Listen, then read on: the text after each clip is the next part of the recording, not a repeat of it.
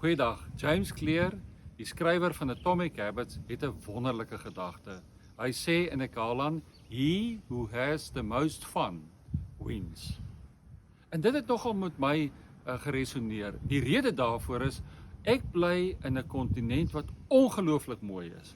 Ek bly in 'n stad wat fantasties is, 'n pragtige provinsie. En daar's daagliks 'n klomp goed ongelukkig wat maak dat mense net in die negatiewe vaskyk.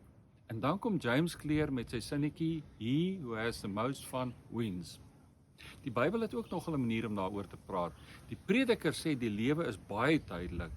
En daarom moedig hy ons ook aan, daar in Prediker 9 vanaf vers 7, om jou brood met vreugde te eet, om wit klere aan te trek, om jou wyn met vreugde te drink. En wil die skrywer ook vir ons sê, geniet die lewe. Ek wil jou uitnooi, wil jy nie vandag ook ten spyte van jou omstandighede, ten spyte van wat jy oor die nuus hoor, ook dit deel van jou lewe maak nie. Ek gaan die lewe geniet tot eer van God.